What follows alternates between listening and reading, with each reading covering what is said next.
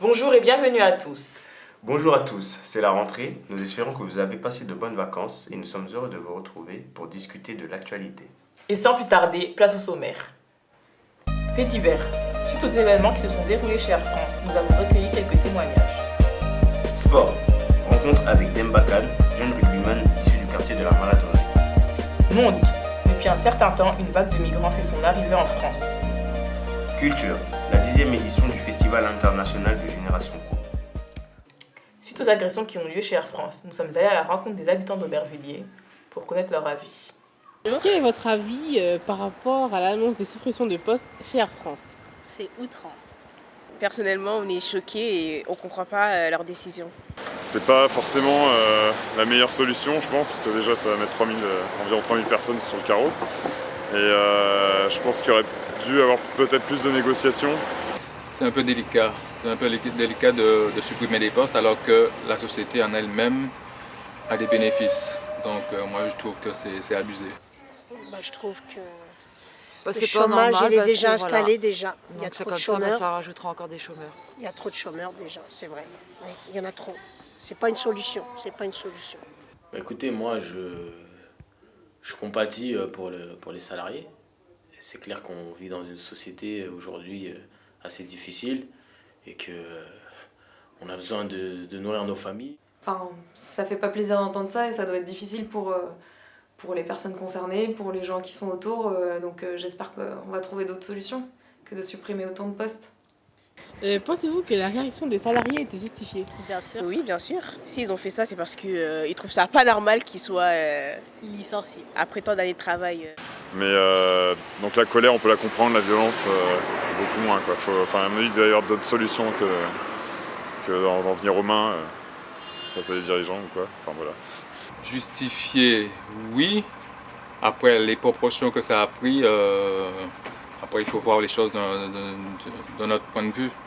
Mais par rapport à ce qu'ils ont fait, ce qu'ils ont dit, moi je trouve que c'est assez normal. Moi je pense qu'ils sont bénéficiaires, donc, et après c'est leurs postes qui sont en jeu. Donc je trouve que c'est assez normal. Après il n'y a pas eu mort d'homme. Hein. Ils ont raison de se battre. Ils ont raison. Pour moi, je suis d'accord. C'est vrai. Je suis d'accord avec eux qui se battent.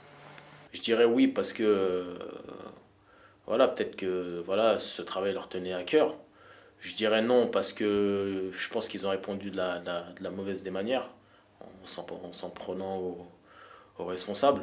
Sûrement aussi qu'il doit y avoir des gros problèmes de communication pour que ça déchaîne autant de violence. Après, je crois que ça allait un peu trop loin dans la violence justement et qu'il y a eu des accrochages que moi je cautionne pas. Et d'après vous, cette action vaut-elle un passage devant le juge ? Non. Bon. Non. Après, j'avoue, il faut pas frapper quand même. Eux, ils sont un peu allés loin quand même. Franchement, je sais pas, ils peuvent s'exprimer d'une autre manière, tu vois. Mais bon, non. Mais après, aller vers au juge, on trouve que c'est poussé quand même, tu vois. Mais en tout cas, j'avoue, ils n'avaient pas à frapper comme ça. Être licencié et poursuivi en justice pour bon, et c'est pas non plus, il n'y a pas mort d'homme. Je trouve que c'est un peu exagéré. Je sais même pas si c'est 48 heures ou 72 heures qui sont encore en garde à vue. Mais c'est quoi pour une chemise ? C'est honteux, c'est honteux. Vive la France, moi je dis vive la France. Oui, totalement. Comme je vous dis, les agressions ils sont punis par la loi. Donc ils n'avaient pas forcément à faire ça. Oui, s'ils ont fait du tort à quelqu'un, je pense que c'est normal que... si c'était violent, et c'est normal qu'ils soient arrêtés dans un premier temps. La Coupe du Monde de rugby a été lancée le 18 septembre en Angleterre et pour l'occasion, nous avons invité Demba Kane, rugbyman international sénégalais, pour nous parler de son parcours et de cette fameuse compétition. Peux-tu te présenter en quelques mots, s'il te plaît ? En quelques mots, Demba Kane, 25 ans, joueur de rugby à Sony, habitant d'Aubervilliers. Et depuis combien de temps pratiques-tu le rugby ? J'ai commencé, comme je t'ai dit, en 99 à l'SPTT. J'ai ensuite fait l'école de rugby. À partir de moins 17 ans, j'ai signé à Bobigny. J'ai basculé à Bobigny j'ai fait toutes mes catégories là-bas. Donc à partir de... jusqu'en senior, fédéral 1. Et après, j'avais envie de voir autre chose. Donc j'ai eu quelques contacts dans le sud-ouest, à Orthez, pas loin de Pau. Et à partir de là, ouais, ils m'ont appelé, on s'est mis d'accord et j'ai signé là-bas. J'y suis resté 2 ans. Je suis resté 2 ans et après, au bout de 2 ans, j'étais lassé. Lassé du manque de famille, de ma ville d'Aubervilliers. Et voilà, après, Samy m'a appelé. Ils m'ont parlé d'un joli projet de faire remonter le club, c'est ce qu'on a fait l'année dernière. Et là, le but, c'est de se maintenir à ce niveau-là. Et voilà, à partir de là, je suis remonté à Paris. J'étais content, j'ai retrouvé mes parents, mes amis. Et voilà, mon parcours a été, on va dire, j'ai gambadé, on peut dire ça comme ça. Je suis international sénégalais. J'ai été, ma toute première sélection, c'était en 2008 contre la Namibie. Comment ça t'est venu de pratiquer le rugby? Depuis tout petit, initiation avec l'école Jules Ferry, à la SPTT, ça m'a plu. La personne qui m'a initié au rugby m'a dit de revenir et c'est pour ça que j'ai commencé. Et que penses-tu du parcours de la France en Coupe du Monde? C'est un parcours très très moyen, ils sont sortis en quart de finale contre les Néo-Zélandais. Ils ont fait des matchs de poule aussi très très moyens. Et ouais, après voilà, de toute façon c'est pour la première fois que je vois une équipe de France aussi faible durant une Coupe du Monde. Et le rugby est un sport violent ou pas? Violent, moi je te dirais non parce que j'en fais. Après, qu'est-ce que t'appelles toi par la violence? Après c'est un sport de combat, oui, certes, mais il y a des règles. Donc violent, je te dirais oui et non. Des milliers de migrants arrivent chaque jour. L'État français a décidé d'en accueillir 24 000 pour les prendre en charge durant 2 années. Nous sommes actuellement à Port de la Villette et nous allons interroger des réfugiés syriens pour en savoir plus sur leur situation. Suivez-moi.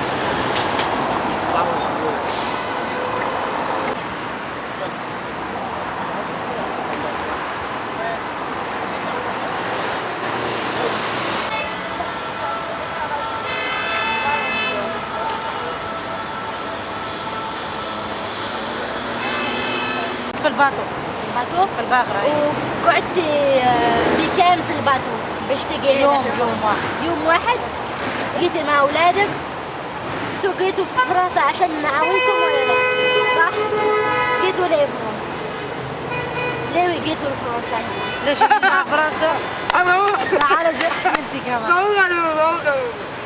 جيتوا عشان نساعدكم صح؟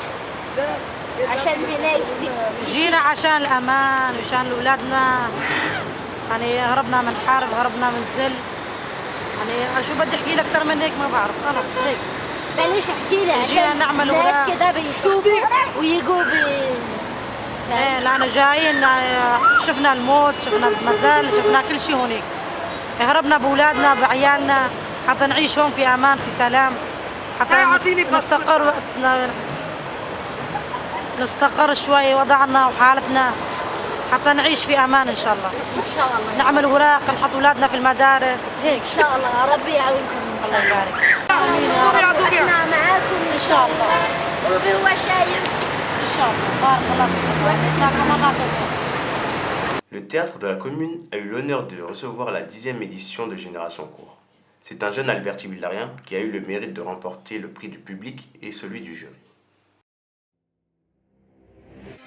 Alors, je m'appelle Cissé Matar, j'ai 19 ans et j'habite au Pont-Blanc. Alors mon film il parle d'un clandestin sénégalais qui arrive en France et qui connaît un peu toutes les difficultés des clandestins qui arrivent en France. Et ouais, petit à petit en fait il commence à se moduler dans le film et là il rencontre quelqu'un qui va l'aider.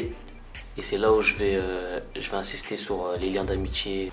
J'ai choisi cette thématique parce que déjà en ce moment, tout ce qui se passe avec les clandestins syriens qui se sont fait rejeter un peu de leur pays, etc. Et aussi parce que ouais, c'est une réalité sociale, c'est ce qui se passe en ce moment en France. Ouais, là c'était que de la joie, de l'émotion. Après j'ai partagé ça aussi avec mes acteurs, mon équipe, etc. En difficulté, c'était plus pendant le tournage. En fait, il y avait plus de difficultés dans la préparation que dans le tournage. Mais dans le tournage, les difficultés, c'était de maintenir tous les acteurs en place de les montrer, un peu de les former parce qu'ils étaient pas du tout... en fait, ils n'étaient pas acteurs à la base. C'était tous pour eux une nouvelle expérience. Et pour moi aussi. Donc c'était nouveau pour tout le monde, donc c'était un peu dur de maintenir tout le monde, etc. Mais ils ont su être au top, donc ça s'est bien passé. Oui, là je vais peut-être écrire un autre. Ça m'a beaucoup motivé. Après, il y a beaucoup de personnes qui m'ont demandé d'écrire à deux, donc je verrai. Jamais lâcher l'affaire. Toujours y croire. Parce que même moi au début j'étais à deux doigts d'abandonner en fait à la base, Génération Court.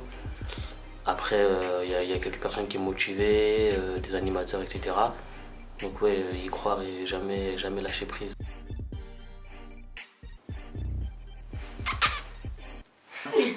Merci de nous avoir suivis et nous espérons vous retrouver lors de la prochaine édition. Au revoir.